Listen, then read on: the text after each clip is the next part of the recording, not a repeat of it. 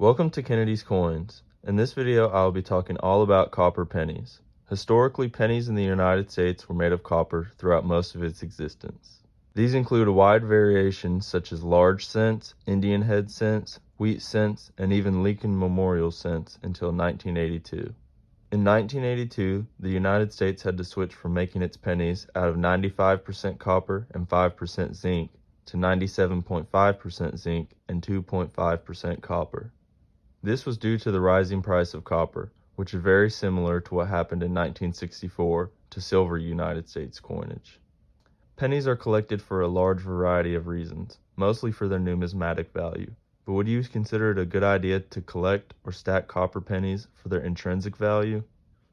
This would obviously apply to wheat cents minted from 1909 to 1958 or Lincoln Memorial cents minted from 1959 to 1982, since most other variations will have more numismatic value.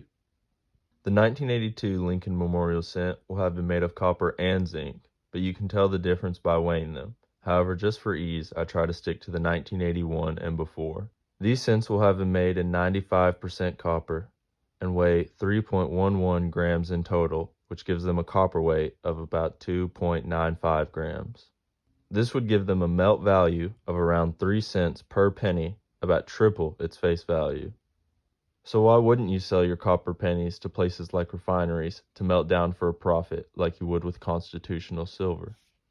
Well, one big reason being is that it's actually illegal to melt these pennies down for their copper. You could face fines or even imprisonment for doing so. While it is legal to melt silver United States coins, the same does not apply to copper pennies, due to them being deemed needed in circulation for commerce. Although it is perfectly fine to stack, collect, or sell as many of them as you'd like. This could be a smart move too if legislation is ever passed legalizing them to be melted for their copper value, especially with the recent penny discontinuation. As copper prices continue to rise, the margins between these pennies' melt value and face value grows.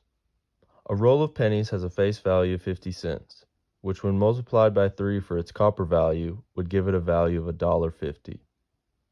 Many people do pull copper pennies from circulation themselves for this very reason, searching through them in coin rolls or even in change hoping to find copper ones. They can even be found being sold online, which is legal if you do not intend to melt them. I personally used to coin roll hunt myself and would pull these out, and still do if I ever come across any in circulation. This can be an easy way to get into stacking metals with the rising prices of gold and silver, considering you can start for just 1 cent. One drawback, though, would be the amount of space and weight these would take up, considering you would have to stack a lot of them in large quantities to make a good profit if it ever did become legal. One aspect of copper stacking I would avoid, though, are copper rounds. I see these a lot, and although some of them have really cool designs, they are usually marked way over their melt value with large premiums, making them a bad investment. If you enjoyed watching this video and would like to see more, please leave a like and subscribe. It would be greatly appreciated. Thank you for watching.